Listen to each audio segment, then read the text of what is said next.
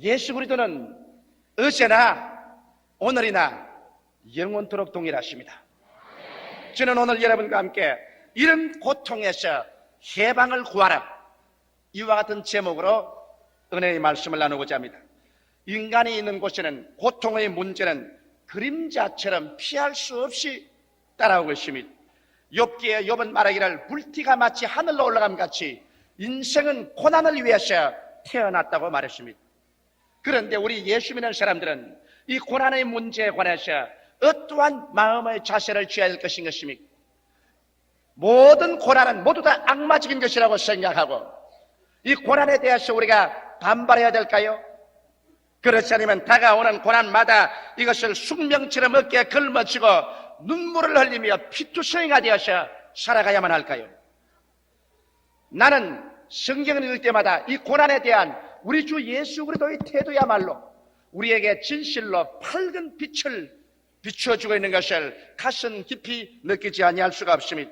제가 예수님에 대해서 전 존재적인 감격을 느끼는 것은 예수님은 그 짧은 공생애를 통해서 거의 복음 사업의 시작으로부터 끝나는 그 시간까지 피눈물 나게 그런 결단적인 태도로서 인생의 고난에 대해서 도전하고 싸우고 고난을 파괴하고 물리치는 일에 전신전력을 기울였습니다.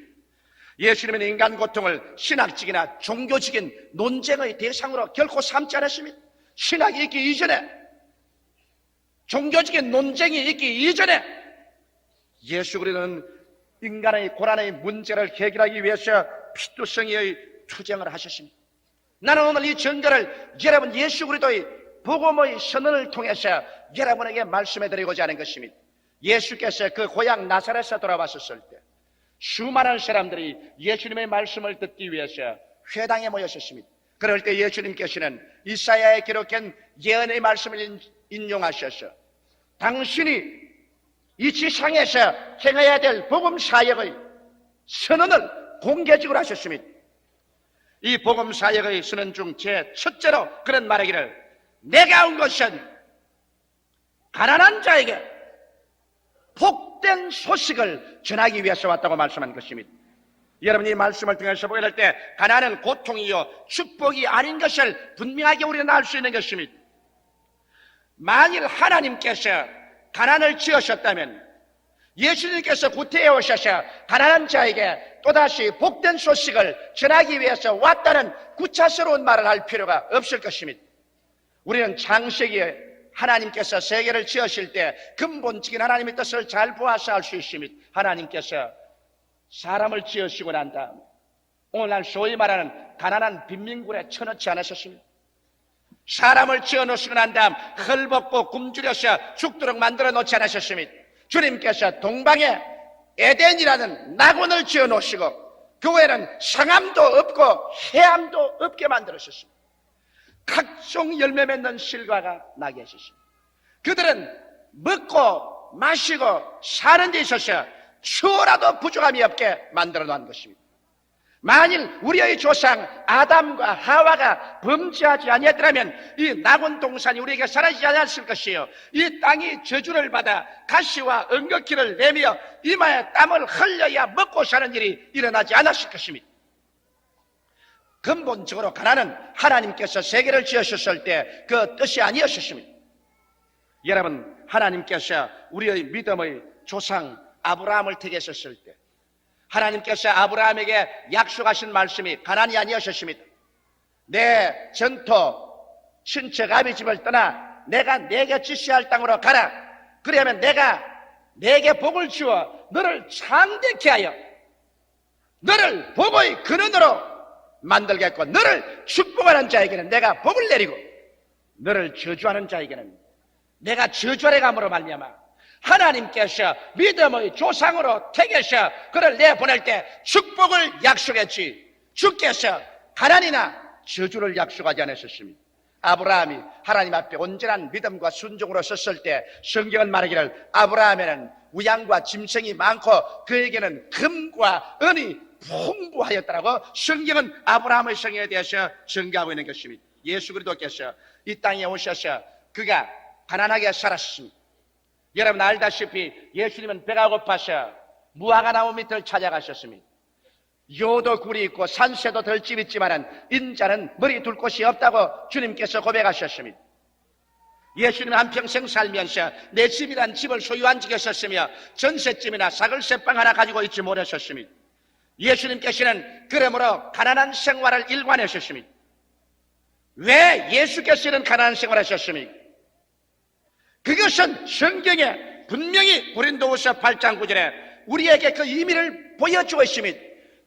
우리가 예수 그리스도의 은혜를 알거니와 저가 부유하신 자로서 너희를 위하여 가난하게 되시면 그의 가난하심으로 인하여 너희로 부유케 하리 하심이라고 말씀하신 것입니다. 예수 그리스도의 가난은 대속적인 가난이었습니다.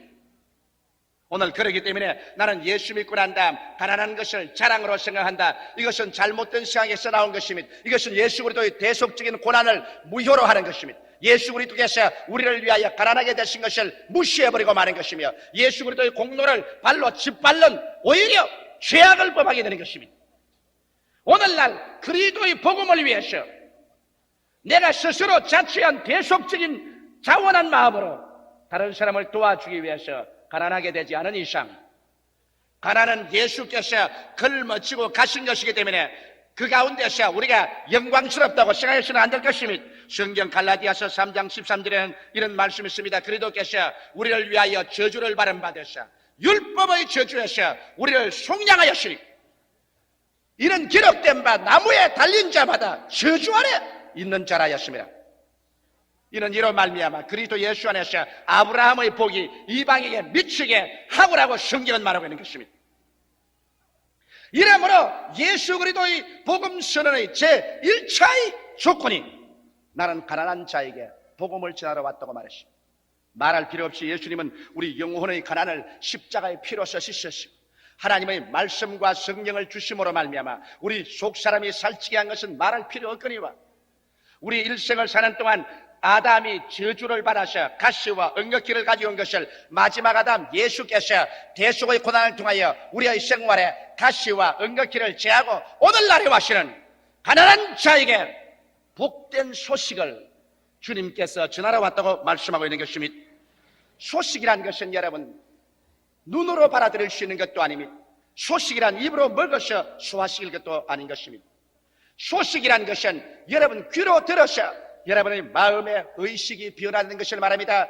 예수님께서는 가난한 자에게 갑자기 환경을 변화시켜 주겠다고 말씀하지 않으셨습니다. 가난한 자에게 하늘문을 열고 물질을 비와 같이 부어주겠다고 말하지 않으셨습니다. 가난한 자에게 갑자기 사업에 기적이 일어나서 축복을 주겠다는 그런 약속도 안 했습니다. 가난한 자에게 복된 소식을 전하러 왔다는 것은 가난한 자의 마음의 의식이 예수님의 복음을 들어서 변화되게 만들러 왔다고 말씀하신 것입니다. 수없이 많은 아담의 후예들이 오늘날 생활 습관에서 짓눌려서 가난의식, 저주의식, 패배의식, 절망의식으로 꽉 들어차 있는 것입니다. 그래서 그들 입만 열면 말합니다. 나는 못 산다. 나는 안 된다. 나는 할 수 없다. 나는 가난하다. 나는 돈이 없다. 나는 괴롭다고 말합니다.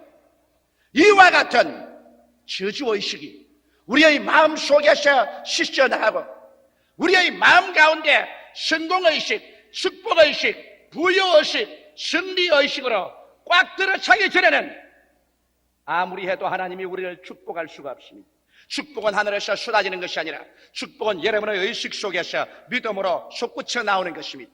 이러기 때문에 여러분의 마음이 변화를 받아야 됩니다. 지킬 만한 것보다 내 마음을 지켜라. 생명의 근원이 거기에서 나온다고 성경은 말하셨으며 성경은 말씀하시기를 내 믿은 대로 될지어다고 말씀하고 있는 것입니다.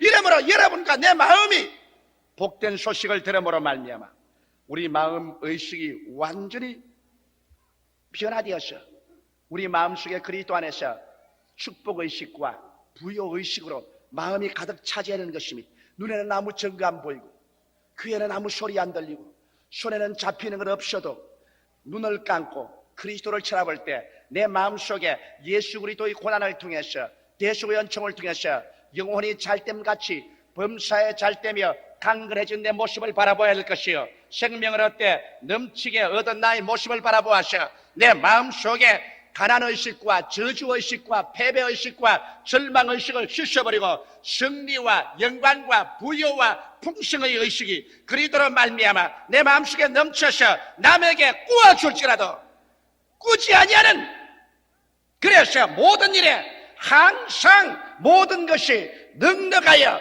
모든 착한 일을 넘치게 하기를 원한다고 하신 그리스도의 뜻이 이루어진 자기의 모습을 바라볼 수 있어야만 되는 것입니다. 이것이 오늘 주님께서 우리에게 전하는 메시지입니다. 가난으로 말미암아 하는 고통은 주께서 원치 않은 고통인 것입니다. 둘째로 주님은 말씀하기를 나는 포로된 자에게 자유를 전하기 위해서 왔다고 말씀하신 것입니다. 포로가 된다는 것은 원수에 의하여 사로잡혀 자기의 자유를 잃어버리는 것을 말하는 것입니다.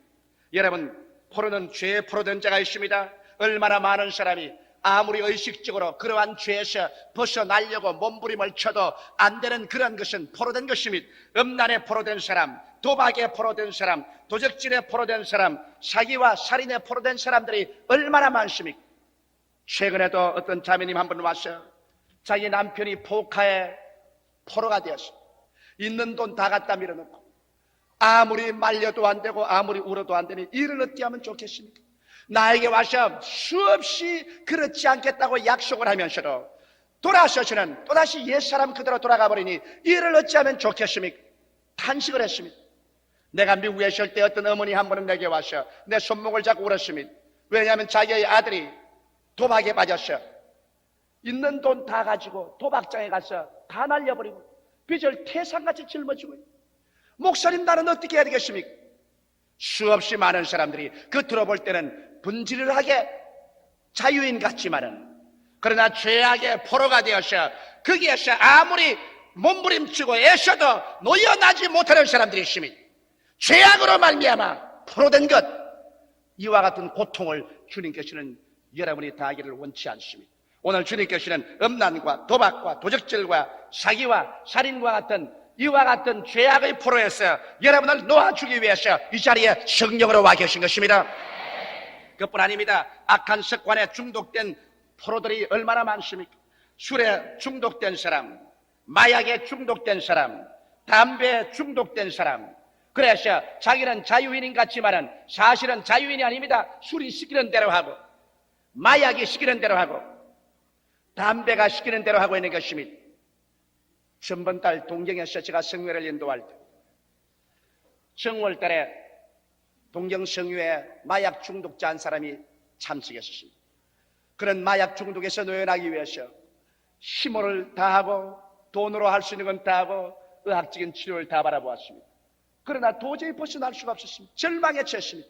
그러나 정월달에 동경 성회에 참석해서 하나님 말씀을 듣고 그런 절망 가운데서 주님께 부르짖었습니다. 그러자 주의 능력이 임하여서 그를 마약에서 깨끗이 놓아주었습니다. 그래서 얼마 전 동경에서 다시 제가 성회를 인도할 때 그런 대중 앞에 나와서 얼마나 주 예수 그리스도의 능력으로 마약 중독에서 그가 깨끗이 자유함을 얻었다는 것을 대중 앞에서 간증했었습니다. 이러므로 오늘 이 시간 악한 습관에서 포로되어 있으면 그로 말미암아 당하는 고통은 주께서 원하지 않은 고통인 것입니다. 나아가서 귀신에게 잡힌 사람이 얼마나 많습니까? 여러분, 성경에는 군대막이 잡힌 사람은 자기 처자를 버리고 공동묘지에 들어가서 돌로서 자기 몸을 찍어서 피투성이가 되며 밤낮으로 울부짖었습니다.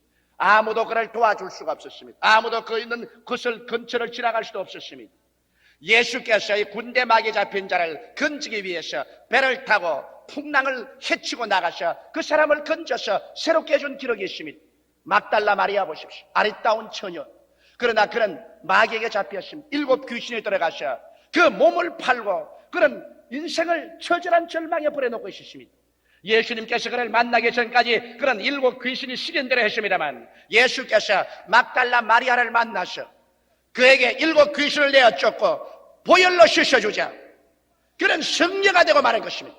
예수의 부활을 제일 먼저 보았으며 부활의 메시지를 처음 전한 자가 바로 막달라 마리아였습니다.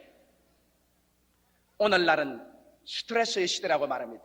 수없이 많은 사람들이 염려, 근심, 불안, 초조, 절망, 고통에 눌려서 그들은 살 길을 얻기 위하여 몸부림치고 있습니다. 얼마 전에도 나는 스위스에서 편지 한 통을 받았습니다. 나는 두 자녀를 거느리고 아내를 데리고 있는 사업가입니다. 나 목사님, 나는 스트레스 때문에 미칠 것 같습니다. 마음이 불안하고 초조하고 절망에 처했습니다. 아무리 정신병원에 가서 치료받아도 소용이 없습니다. 수없이 많은 돈을 정신과 병원에 내버렸었습니다. 이제는 살 길이 없어서 수소문하여 순복음중앙교회 조 목사님에게 편지를 씁니다. 앉으라 서라 겉으로 보기에는 나는 멀쩡한 사람입니다. 그러나 정신적으로 한없는 고통과 억압에 몸부림치고 있습니다. 나를 살려주십시오. 수없이 많은 사람들이 오늘날 마귀에게 집착을 당하고 억압을 당하고 혹은 침울해서 절망에 처해 있습니다. 이와 같은 고통은 주께서 여러분이 당하기를 원치 않습니다. 성경은 말씀하기를 하나님의 아들이 나타나신 바 되었으니 마귀의 일을 멸하려 왔다고 말씀하셨으므로 오늘 여러분 가운데 죄악이나 악한 습관이나 귀신에게 잡혀서 고통당하는 사람은 단호하게 나사렛 예수 그리스도의 이름으로 자유를 선포하고 나오게 되시기를 주의 이름으로 축원합니다. 셋째로 예수님께서는 나는 눈먼 자에게 다시 보게 함을 전하기 위해서 왔다고 말씀하신 것입니다. 육신의 광명을 잃었다고 생각할 때 그 고통이 어떻겠습니까? 나는 가끔 가다가 내가 스스로 한번 시험을 해봅니다. 장님들이 얼마나 괴로울까? 여러분, 눈을 감고 걷는 것이 괴롭지 않지 싶어도 일단 눈을 감고 난 다음에 세 발자국만 집에 가서 한번 떼보세요. 한 발자국 때는 괜찮습니다. 두 발자국 때는 좀 덜하지만 세 발자국을 떼고 나면 그 다음에는 천길만길 벼랑에 떨어진 같은 어지럼증을 느끼게 되는 것입니다. 광명을 상실한다는 것은 얼마나 크나큰 절망인지 말로 다 할 수가 없는 것입니다. 그런데 여러분, 육신의 광명을 잃은 사람은 불과 이 세상에 70년 아니면 80년이면 끝나지만은 영혼의 광명을 상실한 인간을 생각해 본 적이 있습니까? 영혼의 광명을 상실하여 내가 어디에서 와서 무엇 때문에 살며 어디로 가는지를 전혀 알지 못합니다. 오직 산다는 것은 현재 먼지와 티끌 가운데서 육신의 정욕과 안목의 정욕과 이 세상의 자랑밖에 보이지 않습니다. 그래서 완전히 잃어버린 존재적 고통 속에 살고 있습니다. 당신이 누굽니까? 어디에서 당신은 왔어요? 당신은 어디로 가고 있습니까? 당신은 무엇 때문에 살고 있어요? 대답할 수 없습니다. 나는 그저 던져진 존재입니다. 내가 알지 못하는 세계 속에 내 부모에 의해서 던져서 내가 살아있을 동안에 나는 여기에서 희극비극 배우 노릇을 합니다. 그리고 내 때가 오면 나는 이 무대에서 사라져갑니다. 나는 어디로 가는지도 모릅니다. 이런 잃어버린 존재, 이 가운데서 사람들이 웃고 울고 살지만은 이것은 허위에 꽉 들어찬 인생밖에 없는 것입니다. 텅 빈 인생, 허무한 인생을 살고 있는 것입니다. 영혼의 광명을 잃었기 때문인 것입니다. 여러분, 얼마나 많은 사람이 삶의 의미를 상실하고 그 고통 가운데 몸부림치고 있지 않습니까? 최근에 신문 보니까 일본에 있는 중고등학교 학생들은 이제 생활이 부유하고 모든 것이 모자람이 없고 생활에 권태가 나서 수많은 폭력단체들을 조직하고 폭력화해야 돼간다는 것을 보았습니다. 학교에 와서 선생들을 때리고 갈기고, 이것은 일본에만 아닙니다. 미국도 구라파도 세계적인 현상인 것입니다. 삶의 의미를 상실한 사람들은 몸부림을 치고 있는 것입니다. 무엇 때문에 살아야 되는지 알지를 못하고 있는 것입니다. 이런 마치 연극장에서 연극이 끝나고 마지막 벨이 울리고 커튼이 내릴 때 모든 것이 허무하게 생각되는 그와 같은 감정인 것입니다. 그뿐만은 아닙니다. 영혼의 광명을 상실한 인간은 죽음의 가장 처절한 절망에 부딪힐 수밖에 없습니다. 너나 나나 할 것 없이 죽어야만 합니다. 나는 며칠 전 신문을 보니까 3살 먹은 어린아이가 자기 집에서 1000m 밖으로 걸어 나와서 지나가는 버스에 부딪혀 죽었다는 기사를 읽었습니다. 나는 그 기사를 읽을 때 무엇 때문에 이 어린아이는 태어나서 잠시 광명을 보고 저렇게 버스에 부딪혀 희생의 제물로 돌아가 버려야 되는가? 도대체 사는 것이 무엇인가? 다시 한번 생각해 보지 아니할 수 없습니다.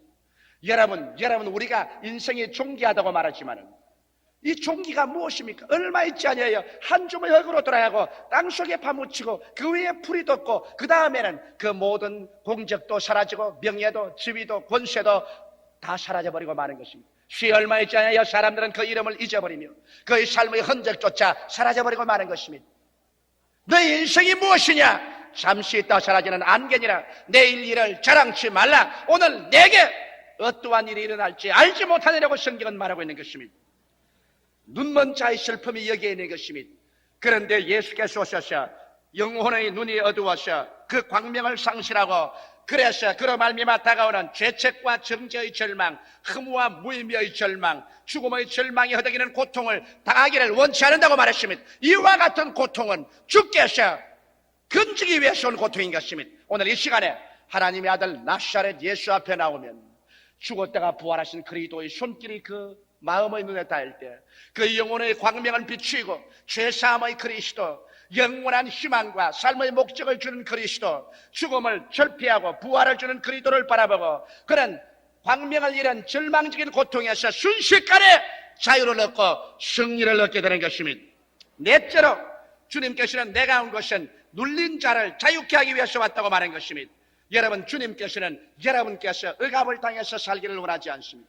여러분께서는 풀밭에 가서 돌에 누질려서 생명을 펴지 못하고 샛노랗게 되어서 찡겨 사는 그런 덜풀들, 그런 덜의 꽃들을 본 적이 있습니까? 가련하게 느낄 때가 있죠.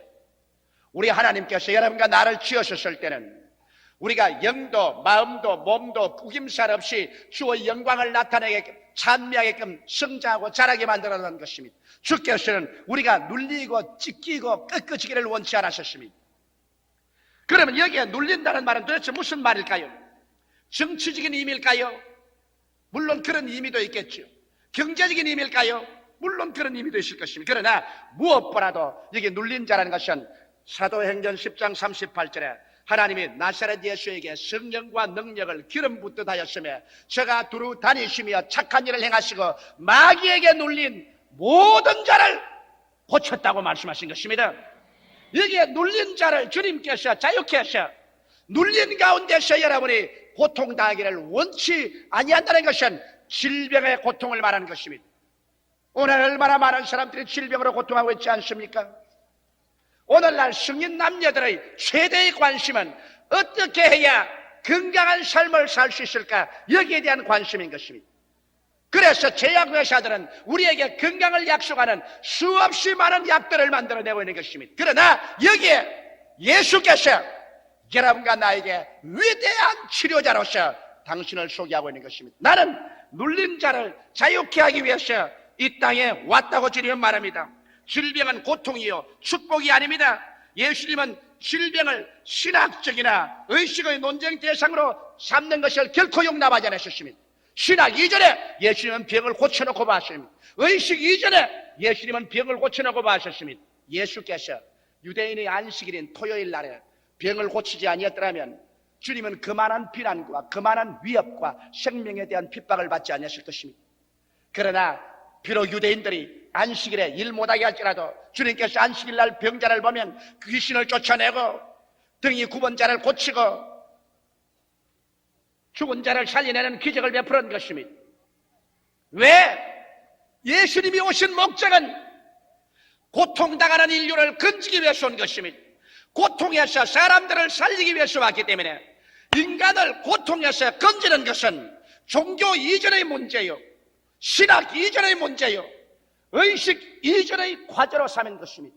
예수님은 우리를 사랑했기 때문에 사랑은 우리의 고통을 주님께서 내버려 둘 수 없었다는 것입니다. 이러므로 오늘날 또 예수께서는 그 손을 내밀어서 여러분을 질병에서 고쳐주시기를 원하시고 있는 것입니다. 다섯째로 예수님 말하기를 나는 하나님의 은혜의 해를 전파하기 위해서 왔다고 말한 것입니다. 여러분, 은혜의 해, 이 얼마나 좋습니까? 왜 사람들은 고통을 당하면 엄마 이름을 부릅니까? 나이 7, 80이 돼 죽을 때도 어머니라고 말합니다. 아무리 백발 노인이 돼도 어머니에 대한 말을 할 때는 눈에 이슬을 머금습니다. 왜? 어머니는 사랑의 상징이기 때문인 것입니다. 육체적인 어머니보다도 사랑의 상징입니다. 사랑은 은혜를 베풀어 줍니다. 사랑은 죄를 지었음에도 불구하고 못났음에도 불구하고 버림을 받아야 마땅함에도 불구하고 사랑은 이것을 품어주고 용납해 준다는 것입니다. 이 세상에 사람이 용납해 준다는 것보다 더 크나큰 은혜가 없습니다. 왜 수많은 가정이 파괴된지 알아요? 그것은 남편이 아내를 용납해 주지 않기 때문인 것입니다. 아내가 이해와 동정으로 남편을 용납해 주지 않기 때문인 것입니다. 여러분, 사람은 자기를 알아주는 사람을 위해서 목숨을 버린다는 말이 있는 것입니다. 이해하고 동정하고 품어준다는 것, 이 얼마나 놀라운 일인 것입니까? 물론 우리 자신이 못난 것 자기가 먼저 압니다. 그런데 예수께서는 나는 하나님의 은혜의 해를 전하기 위해 왔다는 것은 율법하에 버림받은 고통에서 여러분과 나를 은혜로 용납하기 위해서 온 것입니다. 율법은 여러분 우리의 공로로 말미암아 살아야 됩니다. 내 공로로서 내 행위가 올바르지 않으면 추상 같은 심판을 합니다. 그러나 은혜는 그렇지 않습니다. 죄를 지었음에도 불구하고 못났음에도 불구하고 버림을 받아야 마땅함에도 불구하고 죄를 지은 그대로 못난 그대로 빈손돈 그대로를 향해서 수고하고 무거운 짐진 자들아 다 내게로 오라. 내가 너희를 쉬게 하리라. 우리의 죄, 우리의 불의, 추악, 저주, 절망, 죽음은 당신이 짊어져 당신이 몸짓 끼고 피 흘려서 죽기까지라도 하면서 우리의 죄는 자기가 맡아주시고 우리를 있는 그대로 품어주시고 용납해주는 복음, 이것이 복음인 것입니다. 오늘 이 시간에 갑자기 예수 안에 들어올 때 여러분은 있는 그대로 못난 그대로 빈손돈 그대로 하나님이 용납했다는 사실을 알게 되는 것입니다. 하나님이 내 이대로 사랑해 주시고 있다. 이대로 나를 받아주시고 있다. 하나님이여 나는 못난 이대로 돌아갑니다. 흑투성이 된 이대로 빈손 이대로 주님께로 들어갑니다. 예수님은 하나님의 용납의 해를 전하기 위해서 오신 것입니다. 그래서 오늘날 율법하여서 버림받은 고통, 고독에서 우리를 주님께서 용납해 주시기를 원하고 있는 것입니다. 성경에는 예수와 함께 고난에 참여하라고 했으며 그리스도의 고난에 참여하는 것을 영광으로 삼으라고 했는데 예수님이 당한 고난은 핍박을 통해서 당하는 고난과 예수님이 당한 고난이란 우리를 구원하기 위해서 대속적 고난 이외에는 예수께서 결단코 죄로 말미암아서 질병이나 마귀나 가난과 저주나 그렇지 않으면 하나님의 버림을 받아서 고난당하지는 않으셨습니다. 사랑하는 형제자매 여러분, 그리스도의 고난은 오직 하나님의 뜻을 펴다가 당한 핍박의 고난이요, 그리스도는 하나님의 복음을 전하기 위해서 자원해서 대속적인 고난, 남을 위해서 내가 고난을 짊어진 고난 이외에는 저주나 마귀로 말미암은 고난은 주님께서 용납하지 않으셨습니다. 여러분에게도 예수의 고난에 참여하라고 말했지 저주와 마귀의 고난을 기쁘게 받으란 말은 성경에는 없습니다. 우리도 박해의 고난이나 대속의 고난 이외에는 고난을 용납하지 말아야 되는 것입니다. 예수님께서 오늘 이 시간에 말합니다. 나는 너희가 가난의 고난을 당하기를 원치 아니하노라. 너가 죄악이나 악한 습관이나 마귀에게 포로되어 고난받기를 원치 아니한다. 나는 너희가 영혼의 눈이 어두워서 죄책과 금우와 무의미와 죽음의 절망의 고난 닿기를 원치 아니한다. 나는 너희가 질병에 눌려서 불구자가 되어 몸부림치며 니를 갈며 고난 당기를 원치 아니한다. 나는 너희가 율법하여서 버림받아 외롭고 고독한 인간이 되지 말고 용납받아 하나님의 자녀가 되기를 원한다. 오늘 예수님은 이것을 위해서 여러분과 나를 찾아와서 이 자리에 지금 성령으로 함께 계신 것입니다. 이 자리에 여러분의 마음 문을 두들겨 있는 것입니다. 볼지어다 내가 문 밖에 서서 두드리니 누구든지 내 음성을 듣고 문을 열면 내가 너에게로 들어가 너와 더불어 먹고 너는 나와 더불어 먹자. 그래서 내가 필요 없는 고난을 너에게서 제하기를 원하노라. 사랑하는 형제 자매 여러분, 가슴 문을 활짝 열고 그리스도를 밝고 맑은 눈으로 바라보며 긍정적이고 적극적이고 창조적인 삶을 받아들이지 않겠습니까? 예수 그리스도를 통해서 우리는 필요 없는 고난을 완전히 제껴버리고 영혼이 잘됨같이 범사에 잘되며 간거라고 생명을 얻되 더 풍성하게 얻지 않겠습니까? 그리고 그리스도의 영광을 위해서 복음을 전가하다가 박해받는 것은 받으십시오. 예수의 복음을 위해서 남을 구출하기 위해서 내가 당하는 고난, 대속적인 고난은 즐겁게 받으십시오. 그 이외의 고난은 주님께서 여러분이 받기를 원치 아니하는 것입니다. 다 같이 고개 숙여 기도드리겠습니다. 살아계신 하나님 아버지, 오늘 이 말씀을 듣고 있는 우리 순복음 중앙교회 성도들, 이 방송을 듣고 있는 전국의 청취자 여러분, 이북이나 중공에서 이 방송을 듣고 계신 분들, 뉴욕이나 달라스, 텍사스나 하와이에서 이 방송을 듣고 계신 분, 전 세계적으로 이 카세트를 듣고 계신 여러분, 아버지의 이것을 라디오, 텔레비를 통해서 청취하는 일본 전국의 청취자들, 주 예수 그리스도의 모습이 저들 속에 나타나게 하여 주시옵소서. 그리스도의 구원의 손길이 이 방송 메디아를 통해서 저들의 가슴에 임하게 하여 주시옵소서. 기적을 허락하여 주시옵소서. 오늘 당장 이 시간에 이 순간에 기적이 나타나게 하여 주시옵소서. 쓸데없는 고통에서 노여남을 받게 하여 주시옵소서. 예수님 이름으로 축복하고 기도드리옵나이다. 아멘.